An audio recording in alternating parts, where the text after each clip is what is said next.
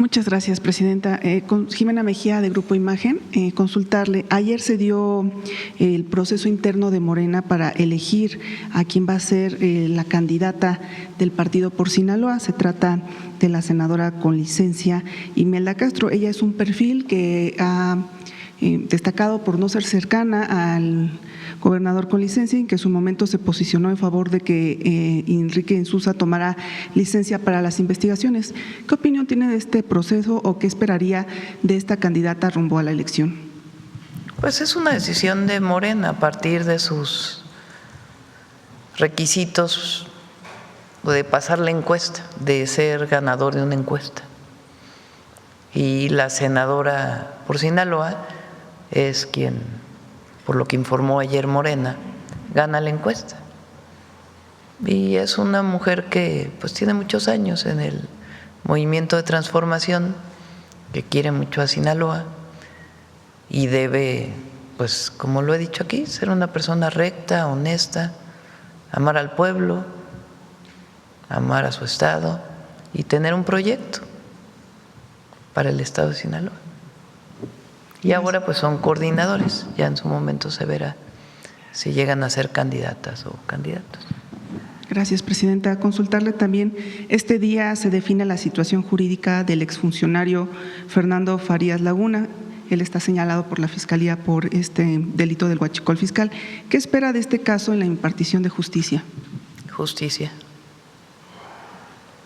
Esta persona, lo explicó la fiscal en uno de sus mensajes que acostumbra hacer para dar a conocer a la opinión pública, a la gente, al pueblo, las razones sustantivas o las causas por las cuales establece una carpeta de investigación de alguna persona o cuando se obtiene una orden de aprehensión de un juez. En este caso, ella explicó claramente que había una denuncia del extitular de la Secretaría de Marina en la Fiscalía General de la República contra algunas personas de la propia Secretaría de Marina. El primer año que estuvo el fiscal Gertz, mientras nosotros fuimos, o ya como presidenta,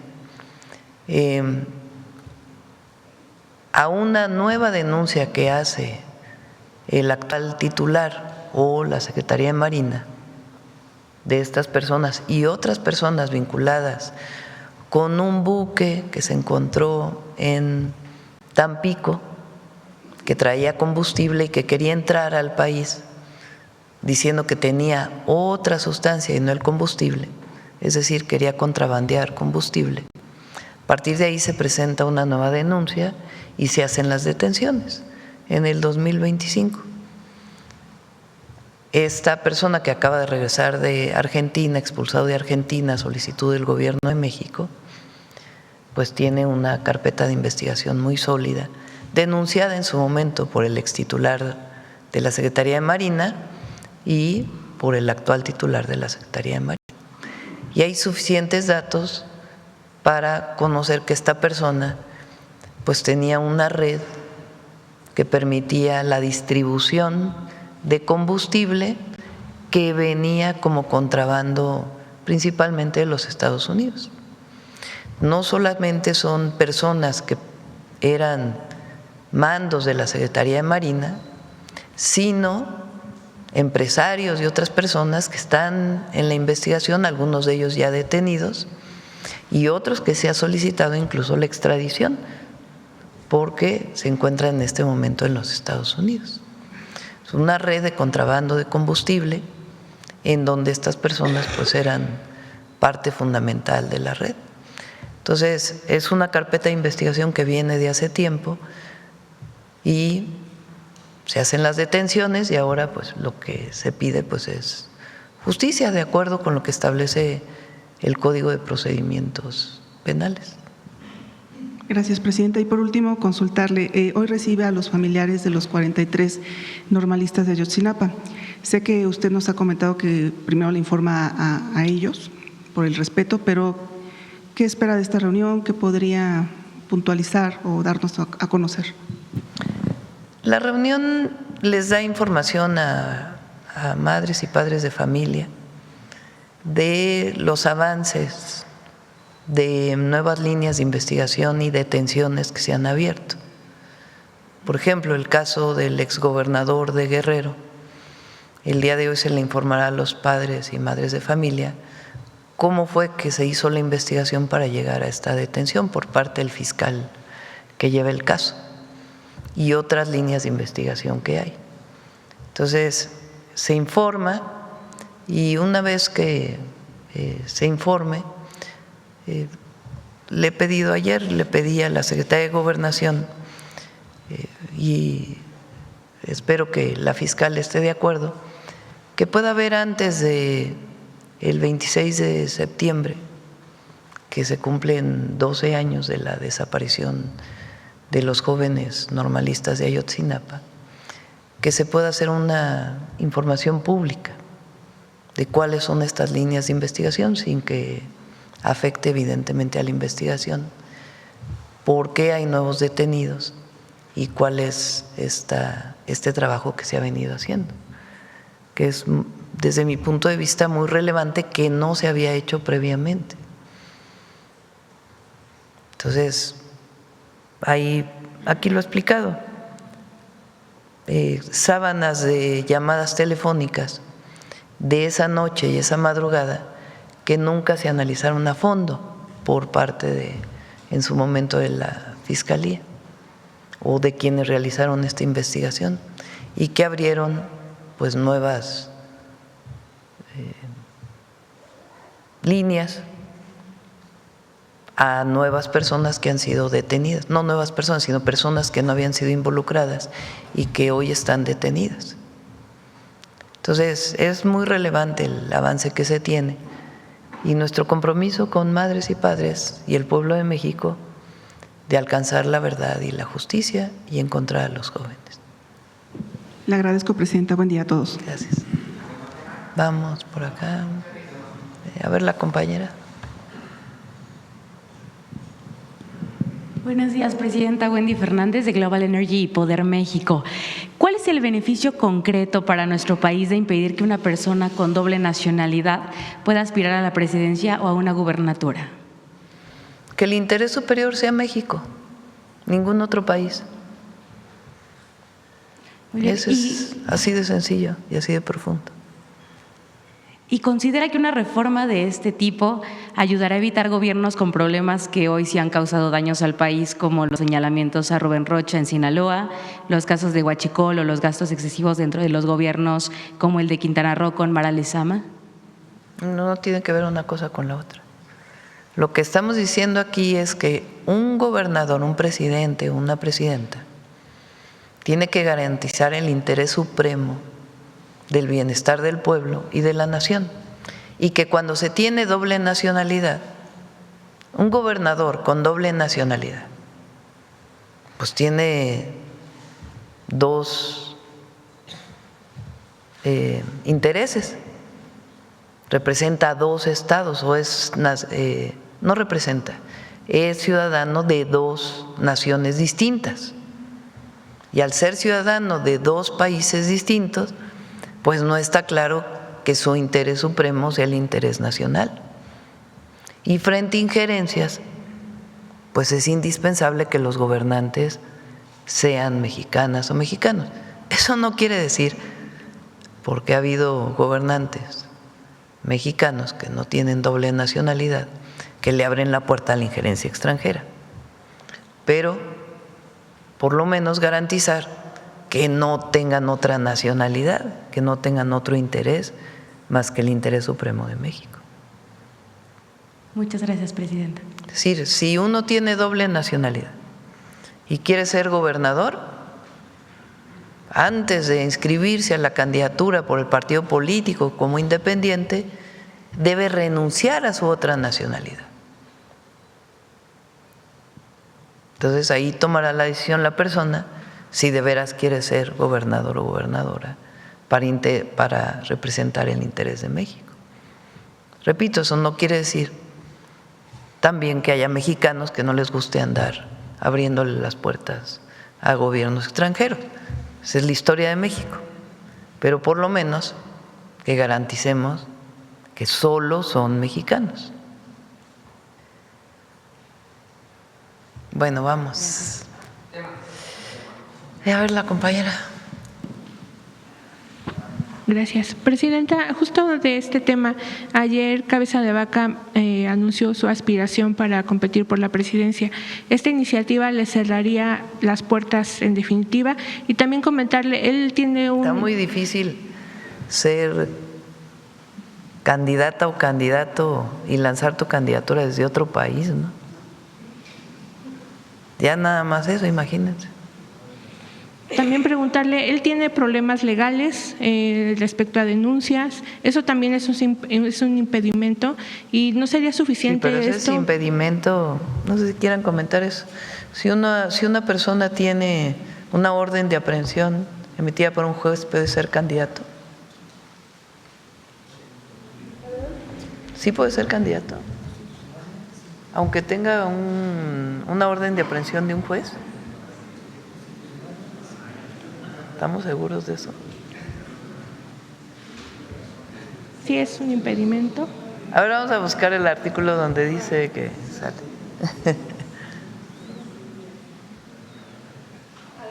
Porque cuando vino, le voy a decir por qué tengo mi duda. Cuando el presidente López Obrador era jefe de gobierno de la Ciudad de México, Fox, ayer lo platicábamos, le inventa un delito con el objetivo de que no pueda inscribirse a la presidencia de la República como candidato. Le quitan el fuero.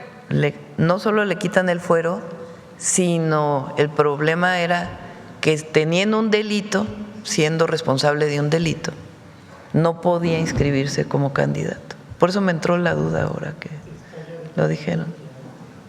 Bueno, a ver si buscamos el artículo ahorita. De este momento. Sale. Va. Por otra parte, preguntarle… ¿Por qué no poner los requisitos para ser candidata o candidato? Adelante.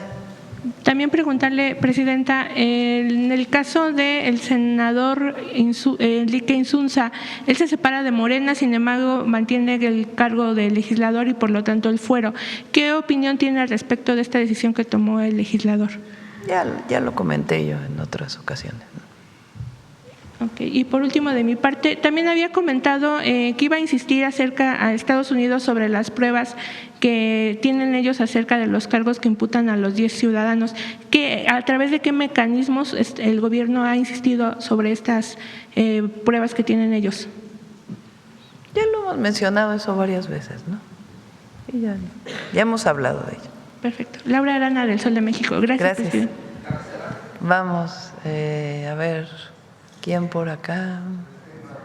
¿Quién no ha preguntado? Ya preguntaron mucho. A ver, ¿quién es la compañera que está atrás, que está levantando la mano?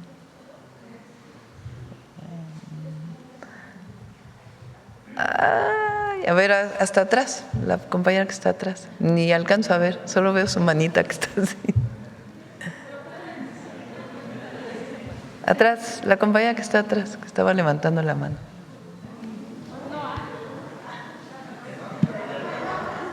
A ver, mientras pon los requisitos, por favor.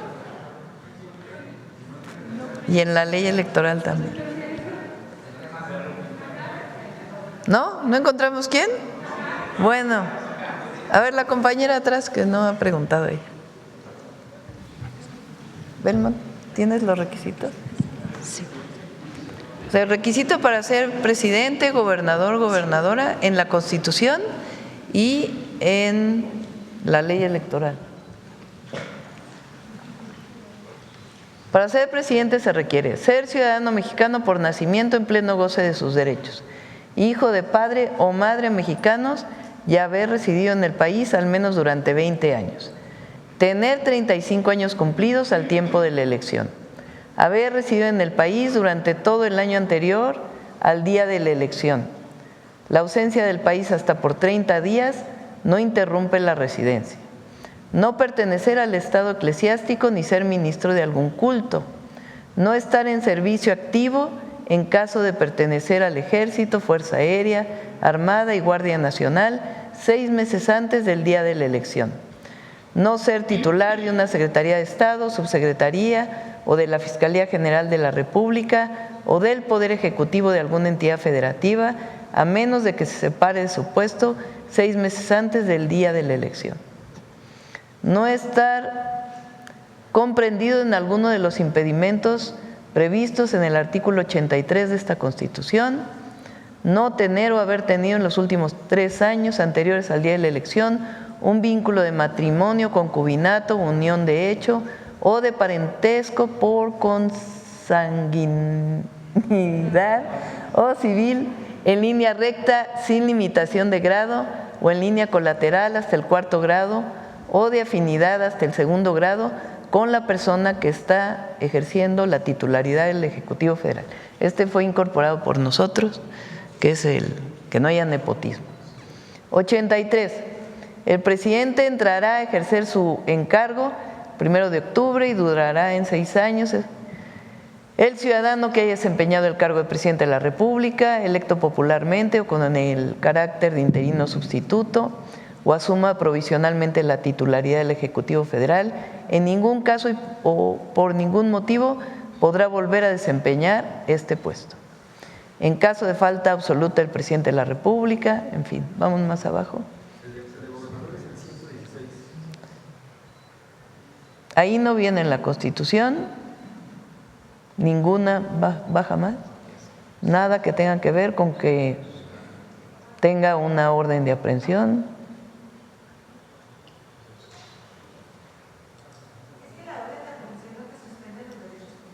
Sí. Ni al comenzar el periodo constitucional, cuando el presidente solicita licencia, nada, ahora sí. Estaba yo equivocada. Adelante, ministro, si quiere comentar.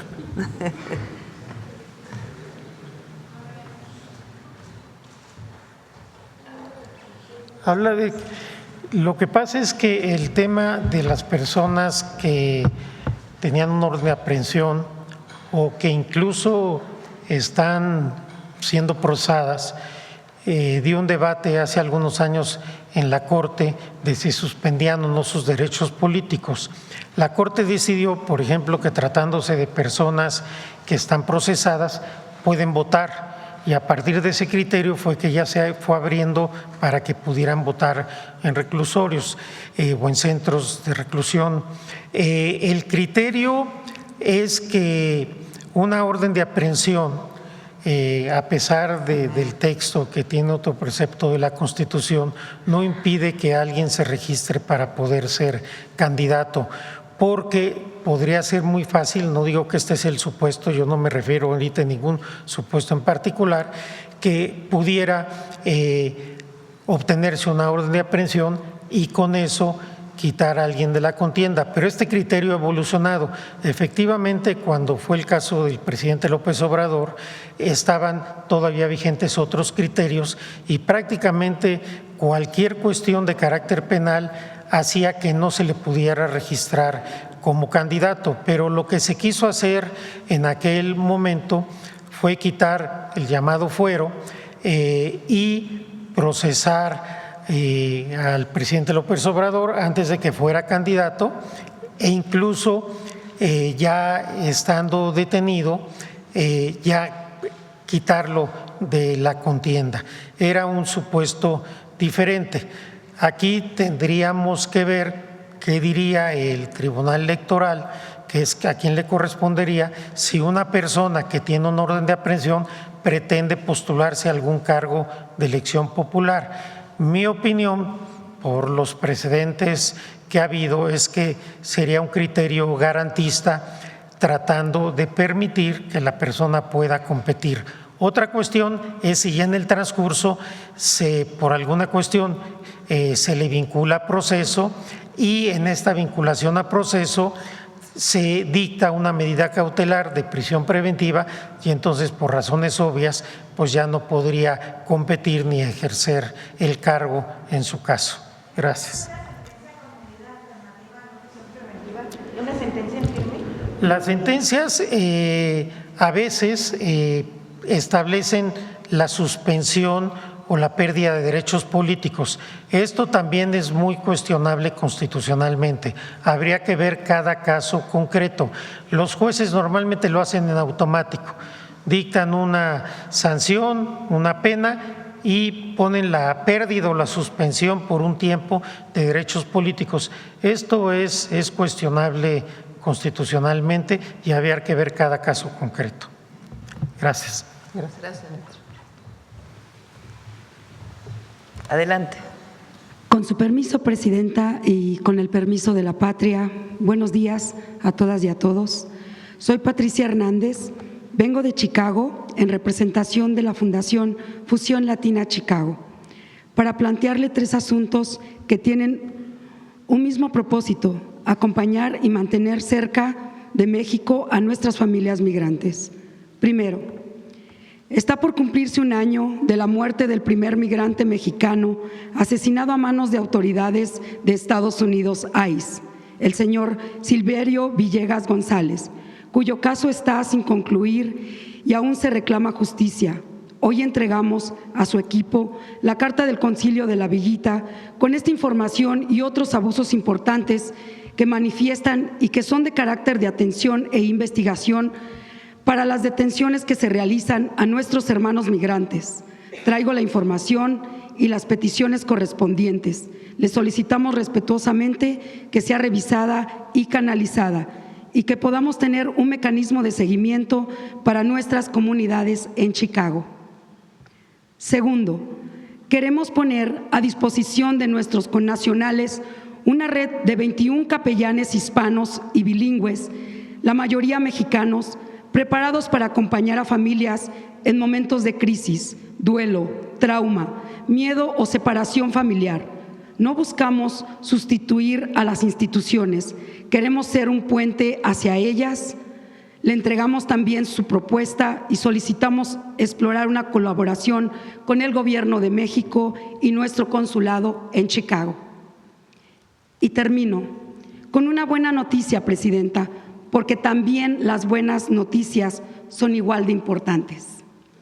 Gracias al trabajo conjunto de nuestra Fundación Fusión Latina Chicago y el Gobierno del Estado de Oaxaca, que encabeza el gobernador Salomón Jara Cruz, logramos 50 visas, 50 abuelitas y abuelitos oaxaqueños que viajarán a Chicago y que son de diferentes lugares en Estados Unidos, no solo de Chicago, para reencontrarse con sus familias después de muchos años sin abrazarse, y donde fueron invitados por nuestra fundación el próximo 15 de octubre, donde celebraremos por 3er año el Día de la Abuelita y el Abuelito Migrante.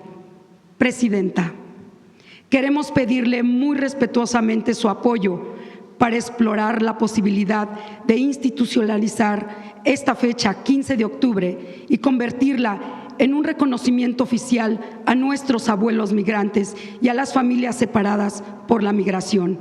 Y quiero terminar diciéndole algo muy importante. Fusión Latina Chicago no viene solamente a pedir, también viene a ofrecer nuestro trabajo, comunicación, voluntarios, presencia comunitaria y nuestra disposición para seguir apoyando a nuestros hermanos mexicanos en Estados Unidos, en los ámbitos social, moral, espiritual, económico y laboral. Queremos trabajar de la mano con México, porque nuestros migrantes podrán vivir lejos de su país, pero México nunca debería estar lejos de ellos. Nosotros ponemos las manos y el trabajo. Ayúdenos a construir el puente. Muchas gracias, Presidenta. Muchas gracias. El caso de Silverio, como el caso de hermanas y hermanos mexicanos que han fallecido, ya sea en centros de detención o en el momento de su detención por ICE, no solamente hemos apoyado a las familias para que puedan presentar denuncias, sino ya como Estado mexicano hemos presentado las denuncias directamente en departamentos de justicia locales, estatales y federal, porque queremos que se esclarezca porque al esclarecerse por qué fallecieron mexicanas y mexicanos en centros de detención, pues lo que buscamos es la no repetición. Y también, pues, el respeto a los derechos humanos de todas y todos los migrantes que están en Estados Unidos. Ese es nuestro objetivo. Y como presidenta y como gobierno de México siempre vamos a apoyar a nuestros hermanos en Estados Unidos y en cualquier lugar del mundo. Segundo, le decimos a Roberto Velasco, que por cierto ayer tuvo una reunión con el secretario de Estado, secretario del Departamento de Estado de Estados Unidos, Marco Rubio. Hablaron de este tema, le pedí que no dejara de insistir en que no estamos de acuerdo en el trato que están recibiendo nuestros hermanos mexicanos en Estados Unidos y que queremos el esclarecimiento de todas aquellas personas que fallecieron bajo estas circunstancias. Él lo mencionó en la reunión. Le pedimos a Roberto que esté en contacto con ustedes y revisamos con todo gusto que se ha declarado el 15 de octubre el Día de las Abuelitas y Abuelitos, de los abuelos migrantes en México. Muchas gracias, presidenta. Gracias. Felicidades por Gracias. el trabajo. Gracias. Gracias. Vamos de este lado. ¿Quién más? A ver la compañera atrás. Gracias, presidenta. Buenos días. Shaila Rosagel, corresponsal de Grupo Gili, El Imparcial de Sonora, La Crónica de Mexicali y Frontera de Tijuana. Presidenta, una pregunta sobre la reapertura de la frontera al ganado mexicano. Los ganaderos han comentado en entrevistas que es necesaria mayor inversión para fortalecer instituciones como Senacica, sin dejar de reconocer lo que se ha hecho para que se lograra esta reapertura, y que el reto para los ganaderos apenas inicia con esta reapertura. Preguntarle qué opina de ello, sobre la mayor inversión a estas instituciones y cómo va el tema del control de la plaga del gusano barrenador, si nos pudiera dar algún avance sobre esto. Pedimos a Columba que pueda dar mayor informe de la contención de la plaga del gusano barrenador en México. Y Senacica es una gran institución. Durante un periodo importante que ya conocemos cuál fue, si bien mantuvo virtudes importantes como institución, también había mucha corrupción. Y hay varios casos que podemos mostrar aquí en la mañanera de qué fue lo que se encontró cuando llegó el presidente López Obrador y ahora todavía nosotros que estamos resolviendo algunos temas que se encontraron en Senacica. Entonces, no solamente, por supuesto que tiene recursos y se requieren más, se dan más. El asunto es cómo operaba y cómo opera hoy Senacica. Y realmente está trabajando muy bien y va a tener los recursos que se requieran bien utilizados, bien utilizados. Gracias, presidenta. En una segunda pregunta, ante el incremento de las revisiones y revocación de visas a ciudadanos mexicanos por parte del gobierno estadounidense en la frontera norte, incluyendo casos de padres mexicanos con hijos nacidos en Estados Unidos, y la postura de su gobierno, de calificar ciertas medidas del vecino país como injerencismo, ¿existe una estrategia diplomática o consular específica para proteger a las comunidades fronterizas como Tijuana y Mexicali, que dependen del cruce diario de personas para su economía y dinámica familiar? ¿Cómo proteger? Ajá, que no les retiren la visa y que puedan estar pasando la trabajar. La decisión de tener una visa o no tener una visa o retirar la visa es decisión soberana de un Estado. Es decir, Estados Unidos puede dar o no dar visas. Ahí nosotros no podemos intervenir en la política que defina.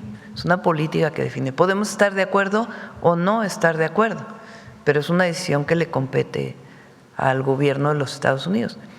De igual manera, nosotros, de acuerdo a la política exterior, a nuestra historia y a las condiciones específicas, definimos si hay visas o no hay visas para alguna nacionalidad, o el retiro de visa de alguna persona por alguna circunstancia particular.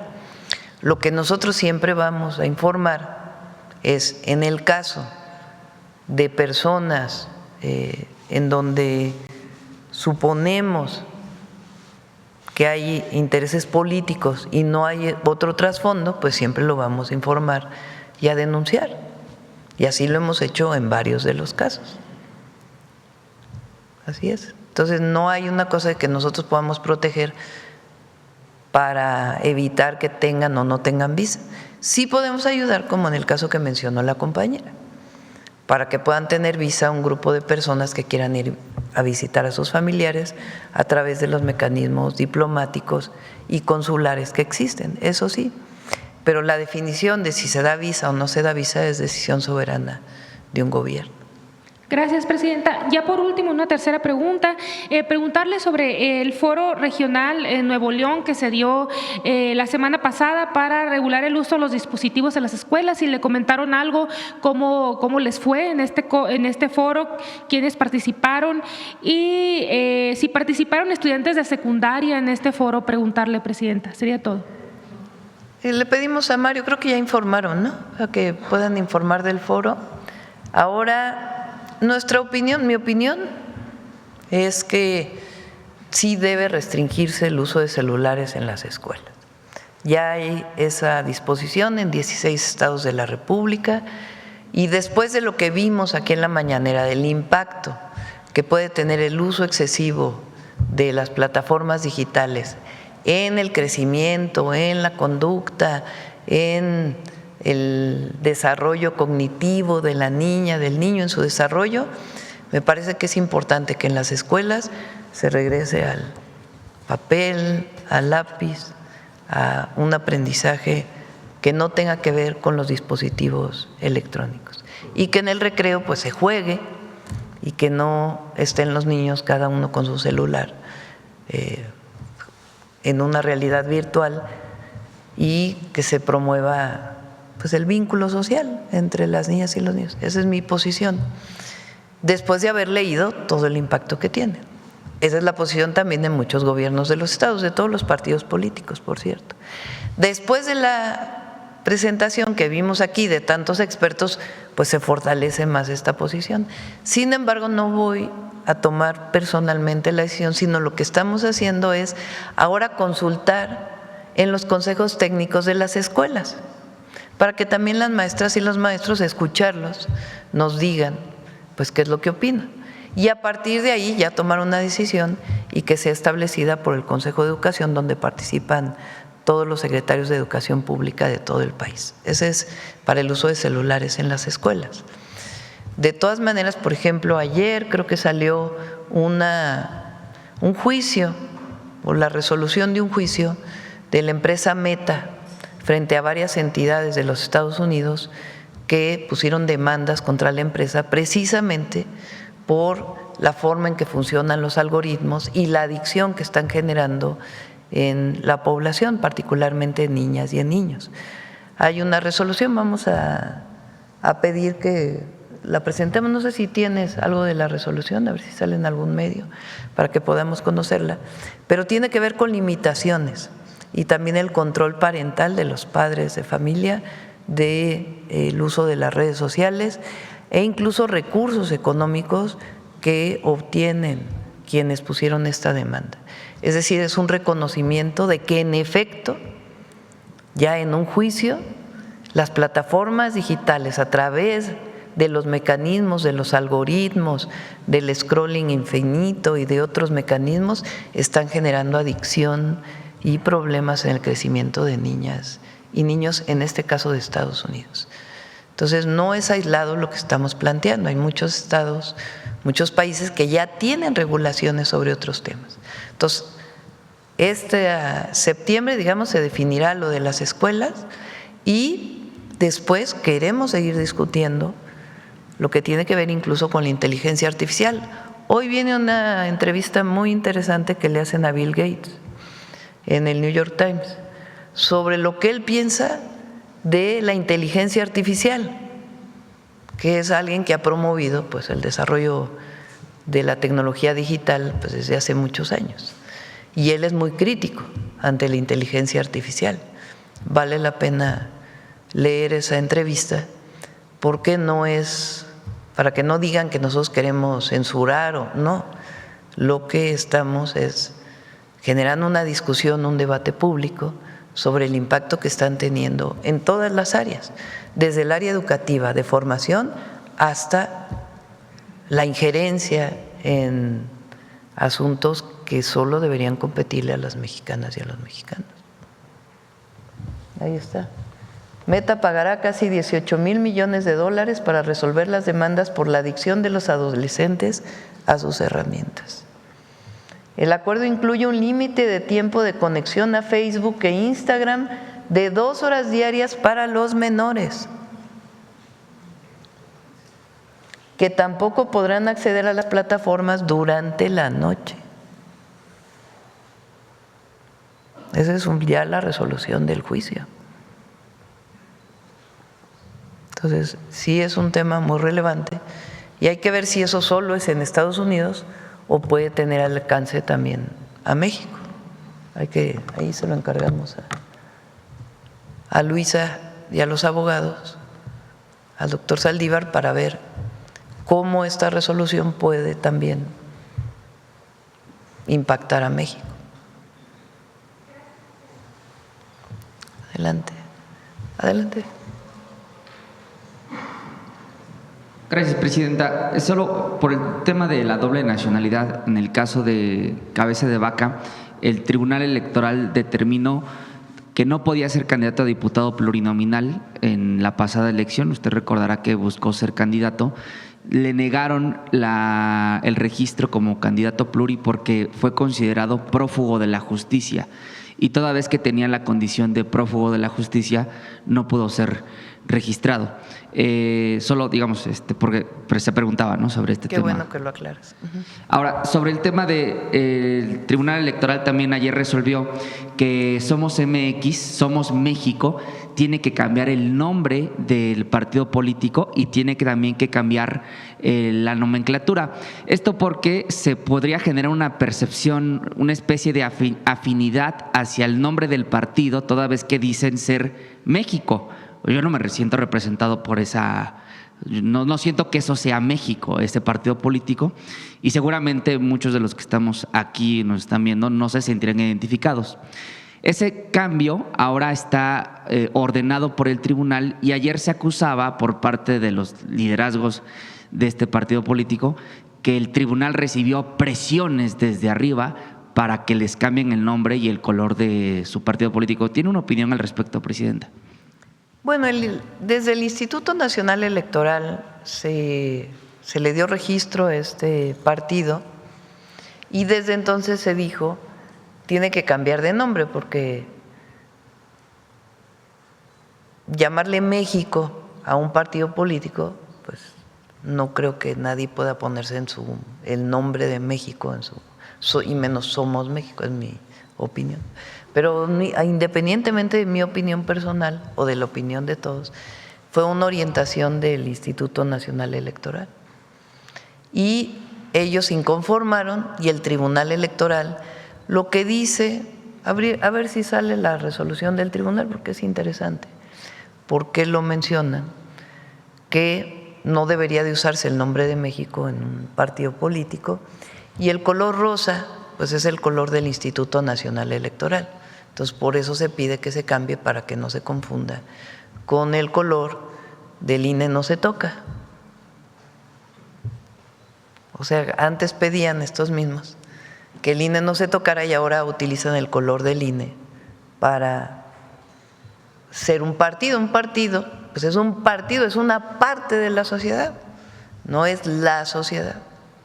Entonces, a ver si viene abajo.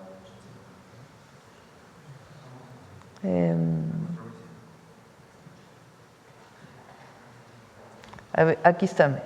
La controversia se originó con la resolución del Consejo General del INE por la que otorgó el registro como partido político nacional a la agrupación Personas Sumando en 2025 AC, bajo el nombre provisional Somos México y el emblema Somos MX, pero le ordenó modificar su denominación, emblema y elementos gráficos, al estimar que el verbo somos, en combinación con México, genera un efecto de apropiación simbólica de la identidad nacional colectiva que puede inducir al electorado a considerar que la organización representa al país en su conjunto, mientras que el emblema es semejante a los utilizados por los partidos políticos locales Fuerza por México en Tlaxcala, Puebla y Baja California Sur.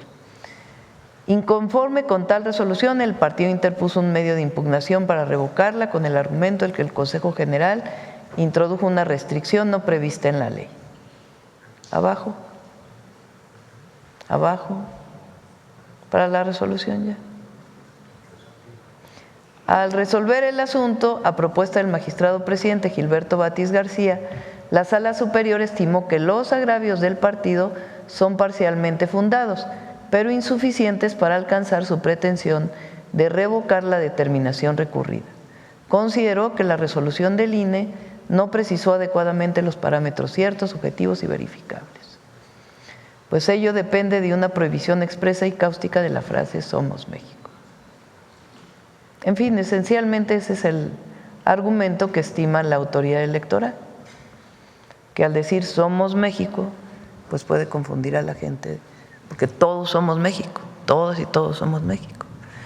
Entonces un partido pues es una parte de la sociedad, no es Somos México. Entonces ese es el argumento que establece la autoridad electoral y ellos tendrán que presentar pues un nuevo nombre para poder participar en la elección. Por otro lado, Presidenta, cambiando un poco de tema, el día de ayer el diario El Clarín dio a conocer que la empresa Madero Group, quien es dueño de la marca La Derecha Diario, uno de sus socios mayoritarios, Fernando Cerimedo, sí era todavía socio 3 días después de que, mandara, presuntamente así lo ha manejado la Fiscalía de Bolivia, mandara a matar a su esposa embarazada en un atentado que pues quedó registrado en cámaras y que aquí se ha comentado. La Derecha Diario negó que tuviera algún vínculo Fernando Cerimedo, sin embargo, con esta investigación del Clarín, pues se revela que sí, el socio mayoritario, uno de los socios mayoritarios de este medio de comunicación, pues todavía era socio, todavía era dueño de La Derecha Diario cuando se dio este lamentable hecho. Y bueno, pues más allá de ello, La Derecha Diario ha insistido en que pues ellos tienen las manos limpias, que Cerimedo no representa el medio, pero sí era el dueño del medio cuando se dio este lamentable hecho. ¿Tiene usted algún comentario al respecto? Bueno, la publicación que yo puse aquí dice ahí claramente Negre, que es otro de los socios de La Derecha Diario, que es su socio Cerimedo. Es dicho por él mismo. A ver, pon otra vez el…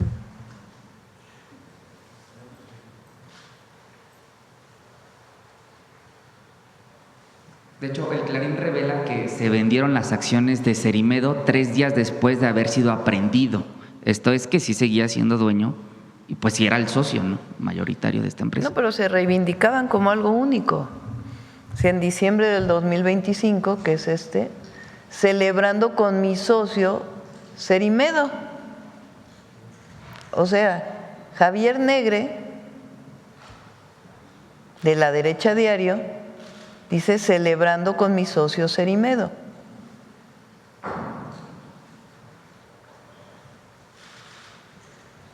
Le mandamos saludos a Claudia Sheinbaum. Yo también les envío saludos. Bueno, Javier Negre dice es mi socio. ¿Qué pasa con esta persona que, como bien tú dices, es detenido en Bolivia? Por cierto, traen ahí un tema el presidente y el vicepresidente de Bolivia. Es detenido en Bolivia, denunciado por su pareja por haberla querido asesinar, estando embarazada, y hace otras revelaciones la pareja de los vínculos de Cerimedo con agencias de Estados Unidos y la manera en que opera La Derecha Diario. partir de ahí se viene pues todo este escándalo. Entonces, Javier Negre dice, no es mi socio, no es socio de la derecha diario. Bueno, él mismo dijo que era socio. Y ahora, en efecto, el Clarín lo que dice es no, incluso cuando lo detuvieron seguía siendo socio. Fue unos días después cuando ya se retiró él de la Sociedad de la Derecha Diario. ¿Y por qué es relevante la Derecha Diario? Pues porque ha sido un medio que es utilizado a través de estos mecanismos que hemos platicado varias veces, de mucho dinero en las redes sociales para generar opinión a partir de una media noticia o noticias falsas o calificativos de un gobierno o de personas, y en particular han querido intervenir en la política mexicana desde el exterior, porque así es, desde el exterior, vinculándose con personas en México. Entonces, lo que dijimos nosotros es sencillamente lo que hacen y además, ¿qué pasa con ellos? Bueno, uno de ellos pues es un feminicida, o presunto feminicida, vamos a poner, declarado por su propia pareja, a la que intentó asesinar. Y pues no han, lo que dice hoy el diario El Clarín es que no han dicho la verdad, porque esta persona seguía siendo socio después de que fue detenido o en el momento en que es detenido. Y que ahora se le ha abierto una cuarta carpeta de investigación por vínculos con el narcotráfico al señor Cerimedo. Por último, presidenta, el día de ayer estuvo presente la activista Ángela Davis. Ahora está muy buena. Esa no la tenía. O sea, Cerimedo. No, sí, Cerimedo está haciendo ahora en una cuarta carpeta de investigación. ¿En Bolivia? En Bolivia. ¿Por vínculos con el narcotráfico? Sí, porque contactó a sicarios para mandar a ultimar a su esposa. De hecho, en fotografías que se han filtrado a la prensa del teléfono de la señora Beller, se ve cómo Cerimedo seguía escribiendo al teléfono es lo que ha trascendido en medios de comunicación con el oficio de la Fiscalía de Bolivia, donde se da a conocer que en los peritajes del teléfono de la señora Beller todavía Cerimedo seguía escribiendo para ver si los sicarios habían tenido éxito. O sea, a ver, es que esta parte no la conocía, tengo que ser muy franca. O sea, los sicarios que contrató para matar a la esposa ¿pertenecían al narcotráfico? Es lo que se empieza a investigar ahora, porque bueno, los sicarios, cualquier sicario, tiene el vínculo o se presume que tiene un vínculo con un grupo delictivo, en este caso con el narcotráfico, y también se dio a conocer que Cerimedo seguía escribiendo, de hecho, al teléfono de la señora Beller para preguntar si se había, si habían tenido éxito en la ejecución de la esposa embarazada. Esto se dio a conocer ayer. Nosotros lo registramos en Subjetivo MX sobre cómo es que se dan a conocer estas nuevas capturas de pantalla del teléfono de la señora Beller, y también en diversas entrevistas Beller ha narrado cuáles eran los planes de Cerimedo para intervenir en las elecciones mexicanas y en las elecciones del 2027. Muy interesante, ¿no? Porque la manera en que buscan intervenir es llamando al gobierno narcogobierno, como si hubiera vínculos con el narcotráfico, cuando él es el que tiene vínculos. Bueno, presuntamente tendría vínculos. No, pues hay que seguir este caso. Sí, gracias, presidenta. Por último, la activista Ángela Davis ayer se presentó en la Universidad Nacional Autónoma de México. Por cierto, fue un evento que se desbordó, se habilitaron más espacios, inclusive una explanada para que se pudieran congregar los jóvenes. Y bueno, como estudiante de la UNAM, también hay que decirlo, una de las frases poderosas que ocupó ayer es que hay que contrarrestar el fascismo que se ve en el mundo, señaló Davis, también afirmando que en el marco del avance del fascismo en el mundo, la desesperanza no es una opción, y señaló que es un acto radical o es un acto de activismo el generar esperanza en otras personas. Dijo la activista que tiene que pensar que el primer trabajo de un activista radical es generar esperanza, o sea, es persuadir a la gente de que un mundo mejor es posible. ¿Usted coincide, Presidenta, que un acto radical de cualquier activista que diga luchar por los derechos humanos, por el avance de más y nuevos derechos para las nuevas generaciones, tiene que ser provocar esperanza?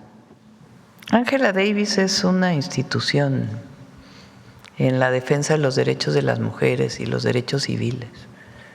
Es una mujer que toda su vida ha luchado por la defensa de las libertades y los derechos. Ella tiene una frase muy sencilla que yo uso mucho, que le preguntan ¿qué es el feminismo? Y dice, es considerar a una mujer persona. Así de simple y sencillo. Y en efecto, pues ha tenido una historia de lucha muy admirable en Estados Unidos por los derechos en su momento de los negros en Estados Unidos, en contra del racismo, del clasismo y también en contra del machismo y a favor de las libertades. Entonces es una mujer admirable. Gracias, Presidenta. No me presenté Máximo Allende de Subjetivo. Gracias. Vamos, ya vámonos, ¿no? Hoy es temprano, pero ya nos vamos. A ver, el compañero denme, sí.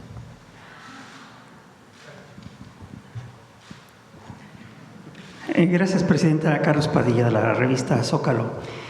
Presidenta, ayer la Comisión Reguladora de Telecomunicaciones dio a conocer detalles de los lineamientos después de la consulta a la que convocó, y en esta conferencia de prensa se comentó cambios, por ejemplo, en el artículo 12 para aclarar, digamos, las dudas o la intención de censura de estos lineamientos.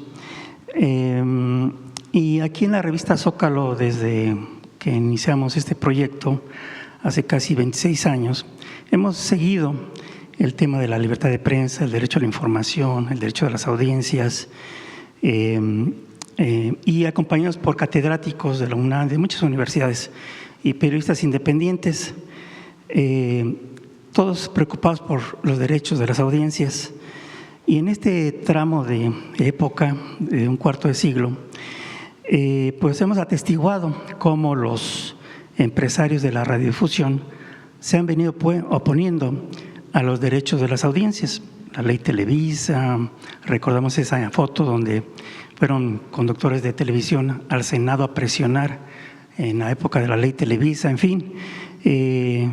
Por eso nos llamó la atención el comunicado de ayer de la CIRT, luego de que se dieron a conocer el avance de estos lineamientos, que respaldó estos derechos de las audiencias. Entonces, pues nos llamó la atención por esa histórica oposición a reconocer a las audiencias, y nos llamó la atención que se sumaran a estos lineamientos.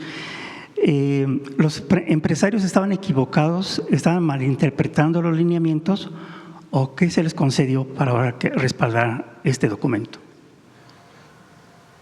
México está cambiando. Y hay una gran mayoría, a diferencia de la primera vez que se presentó la ley para garantizar el derecho de las audiencias, esa ley ya fue aprobada.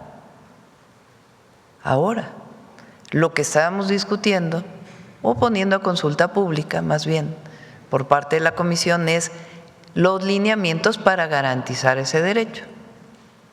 Entonces le pido a Luisa que nos aclare esta parte, porque no se concedió nada, sencillamente se aclaró bajo qué condiciones se puede poner una multa. Adelante, Luisa.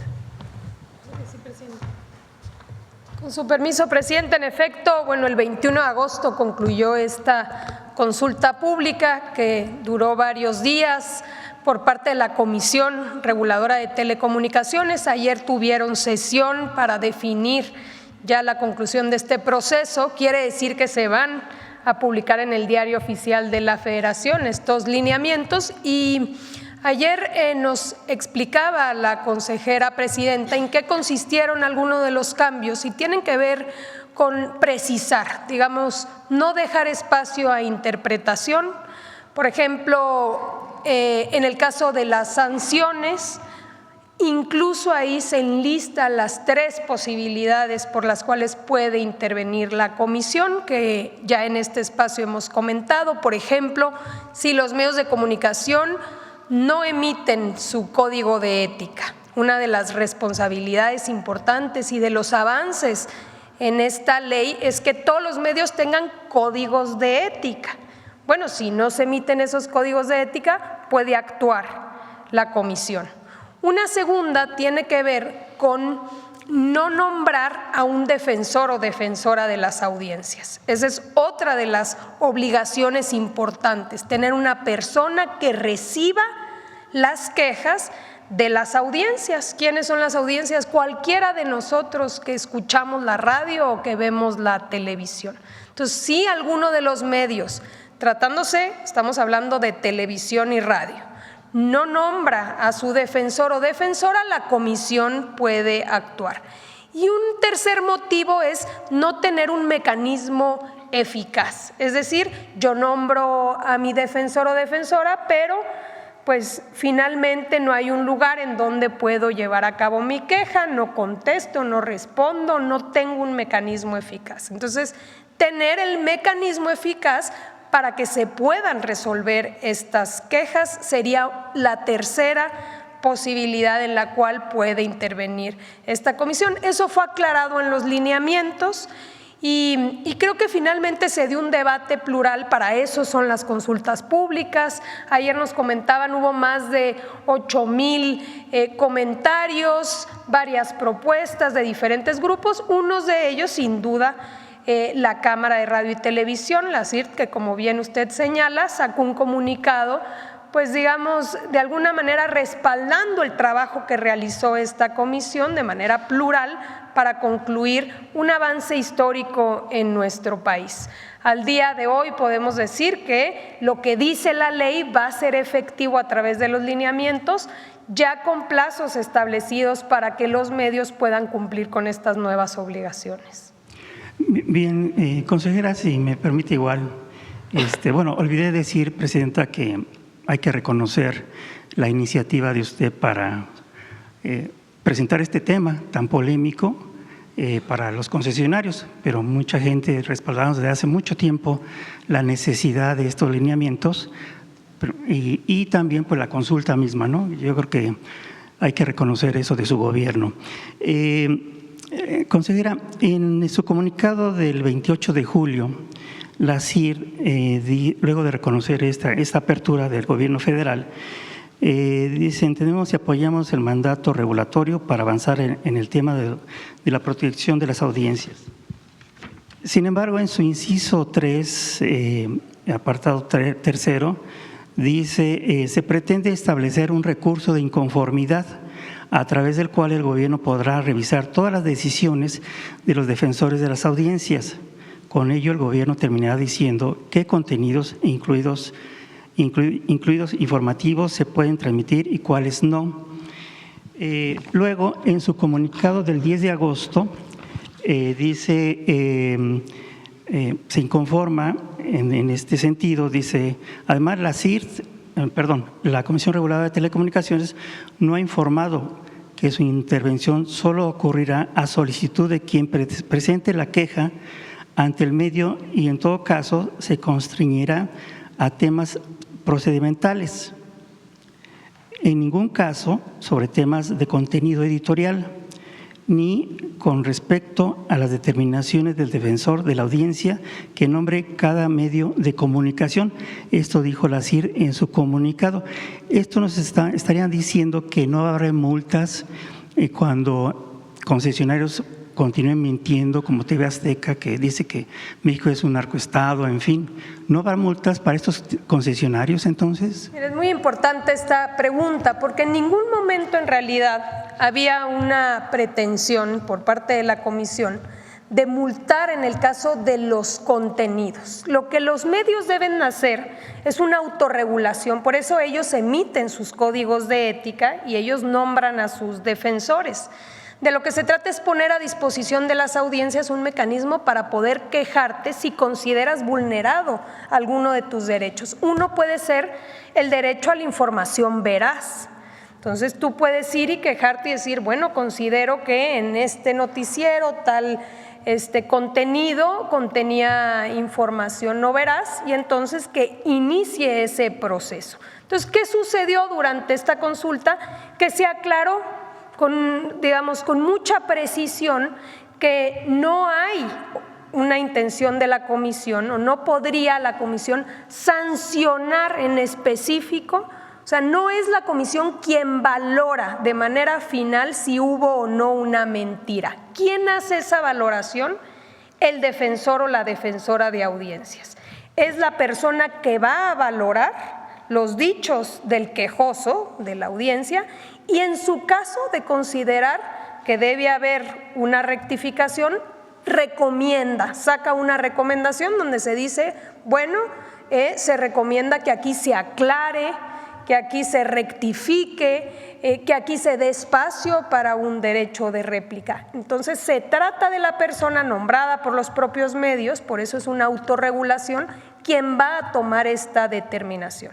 En efecto, en los lineamientos queda mucho más claro esta circunstancia que, como hemos dicho en este espacio, en realidad es lo que siempre se pretendía, pero para que no hubiera esa posible interpretación distinta, pues se aclara de manera específica en este proceso de consulta. Entonces, no habrá sanción y entonces, ¿dónde queda el derecho de la audiencia? No, bueno, queda el derecho de audiencia en tener un mecanismo eficaz para que tú puedas quejarte y tener una persona que reciba esa queja, la analice y tenga que resolver sobre ella. Va a recomendar en caso de que determine que no cumpliste con tu código de ética.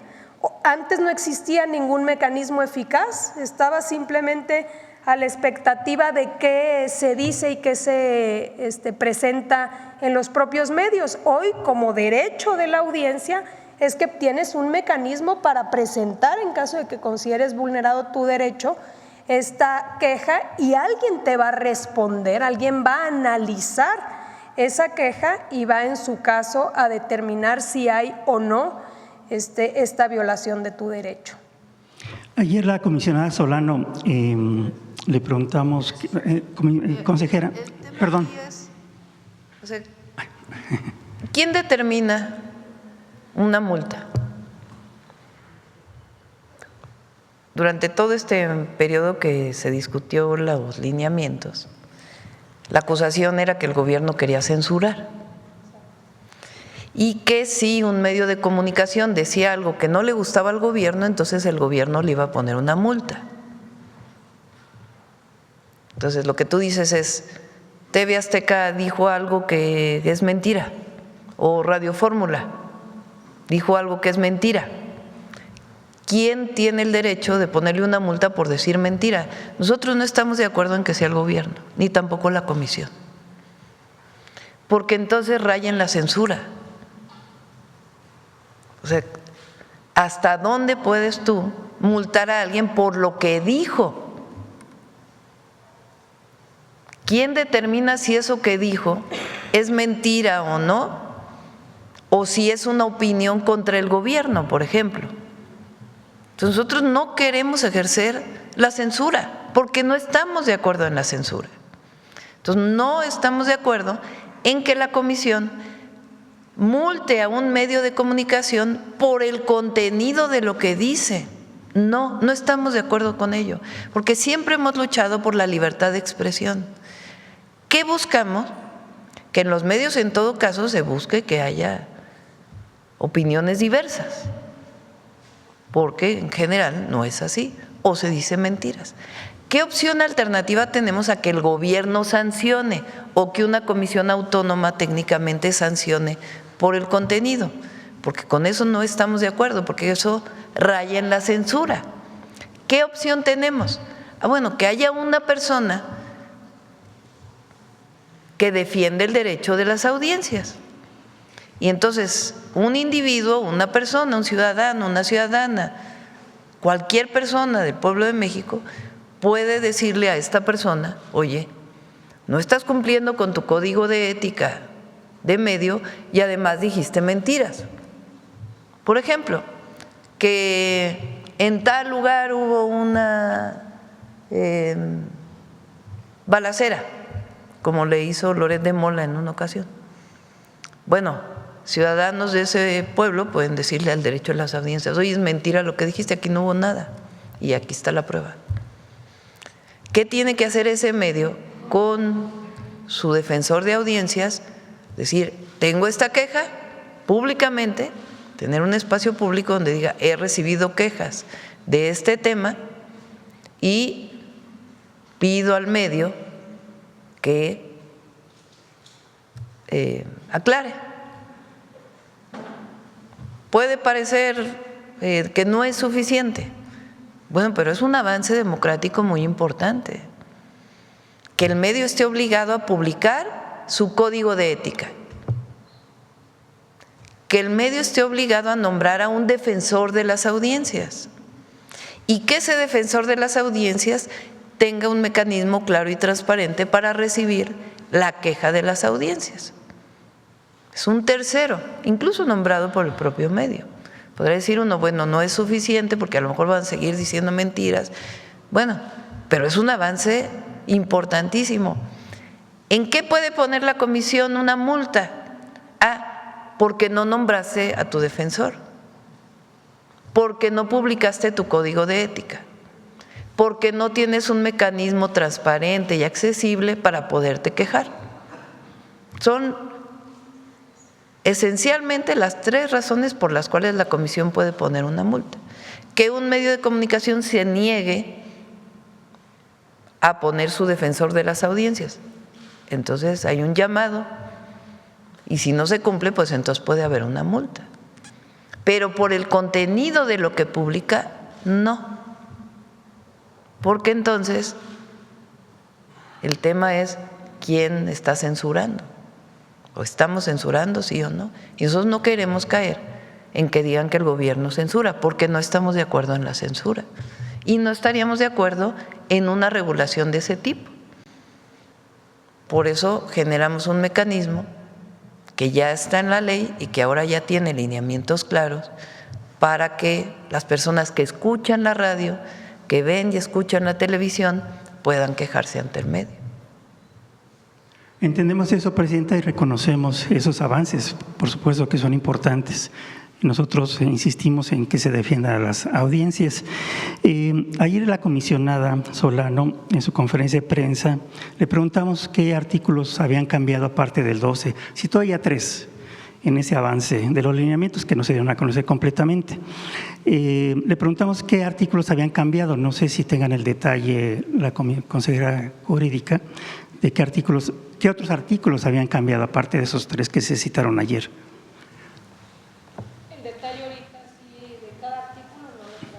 No lo trae en este momento, Luisa, se puede presentar. Lo importante es que no cambia lo sustantivo. ¿Qué fue lo que la comisión decidió hacer? Aclarar en qué casos se ponen multas, para que no haya la interpretación de que se pone multa por lo que dijo un medio. Y también hubo aclaraciones o mejoras, digamos, en esta parte de los lineamientos que decía cuándo es opinión y cuándo es información y cómo expresarlo por el medio de comunicación. Fueron, digamos, aclaraciones, que fuera mucho más clara la redacción para que no quede lugar a interpretaciones, esencialmente los cambios en los lineamientos. Bien, entonces es que los artículos, Presidenta, el artículo 47, el 49 y el 50 de los lineamientos garantizaban, por ejemplo, permitían a la Comisión Reguladora intervenir en caso de que la audiencia no estuviera conforme con la recomendación inclusive del defensor, porque el defensor puede ser amigo del concesionario. Y bueno, pues entonces así, ¿dónde está la garantía para la audiencia, no? Entonces, estos artículos, el 47, 49, 50, pues protegían aún más a la audiencia. En caso de no responder, el defensor o el concesionario podía acudir a la comisión. Parece ser que ahora ya no. Todo lineamiento es perfectible. Yo creo que lo que tenemos es un avance importante y vamos a ver cómo funciona. Si no cambia nada, aún con el defensor, con los lineamientos, bueno, ya puede revisarse nuevamente si realmente no se está cumpliendo el derecho de las audiencias, que es el derecho a la información establecido constitucionalmente. Pero hay que probar pues este nuevo mecanismo y ver cómo funciona. Gracias, Presidenta. Gracias. Bueno, yo creo que ya son las 9. Vamos a Mujeres en la Historia y mañana le damos, si regresan mañana, les damos la palabra. Adelante. Con permiso, Presidenta. Muy buenos días a todas y a todos. Hay momentos en la historia de nuestro país donde la música nos ha dado identidad, pero también donde se ha tomado partido y se ha convertido en un medio de denuncia. Es un medio por el cual se nombra aquello que ha buscado mantenerse en silencio. Y ante diversas injusticias hubo una mujer que no se quedó callada. Tomó la guitarra y recorrió caminos, universidades y comunidades para darle voz a diferentes luchas que exigían justicia. Su música retrató las demandas sociales de campesinos, trabajadores y estudiantes. Y precisamente en 1968 su voz fue perseguida, pero ella siguió cantando. Aquí un fragmento sobre la ocupación militar de la universidad. Conozcamos y cantemos ¿al lado de quién? Judith Reyes. Reyes Hernández nació el 22 de marzo de 1924 en Ciudad Madero, Tamaulipas. A los 12 años recibió de su padre una guitarra sexta doble y 2 años después comenzó a participar en presentaciones musicales en teatros y campos petroleros de Tampico. Años más tarde se trasladó a la Ciudad de México. Ahí conoció al músico y compositor Eduardo Alarcón Leal, con quien se casó y creó el dueto Alarcón. Judith se convirtió también en madre y consolidó su formación como intérprete, trabajando en la XCW. El dueto Alarcón emprendió una gira por Estados Unidos, donde Judith vivió en carne propia la discriminación y desde ahí abrazó la causa de los trabajadores migrantes. Pronto su matrimonio terminó y Judith comenzó a trabajar en la Sociedad de Autores y Compositores de México, donde revisaba la música utilizada en las películas. Ahí conoció a Jorge Negrete y a otras figuras de la época de oro del cine mexicano, para quienes compuso canciones que quedaron inmortalizadas en las películas de la época. Desde entonces se le conoció como la Tamaulipeca. Judith Reyes recorrió el país y orientó su labor artística hacia la denuncia social. En esa etapa incursionó también en el periodismo. Colaboró en El Informador de Chihuahua y en Índice y Acción, Voz Revolucionaria del Pueblo, publicación de la que fue directora. Judith Reyes se convirtió así en una de las principales voces de las luchas agraristas y de los movimientos sociales del país. Sí, señor, yo voy a escribir sobre sus problemas y no solo voy a escribir, lo voy a cantar. Fue perseguida y encarcelada en 1964 por su labor periodística y el contenido crítico de sus canciones. Durante el movimiento estudiantil de 1968 encabezó la caravana de corridos en la UNAM y el IPN, ofreciendo hasta 2 conciertos diarios. Tras sufrir un secuestro, Judith Reyes se vio forzada al exilio en Francia e Italia, donde fundó el Comité por la Defensa Física y Moral de los Presos Políticos de México y escribió su autobiografía La otra cara de la patria. Durante la década de 1970, Reyes continuó viajando y componiendo música de protesta.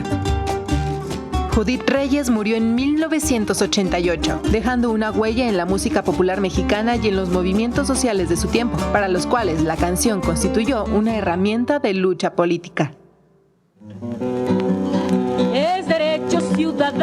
apoyar a un compañero. En esto que no se metan policías ni granaderos, porque con los estudiantes hay de aquel que mal se enreda. Échenle, échenle muchachos y ninguno retroceda. Gracias. Mañana va a estar buena la conferencia mañanera, porque ya se recuperaron más de $5 millones de los Weinberg, del caso García Luna. Y mañana viene el titular de la UIF a explicar cómo fue que se recuperaron. Entonces va a estar buena. No, este fin de semana no, estoy terminando el informe para el martes. Gracias a todas y a todos. Buen día.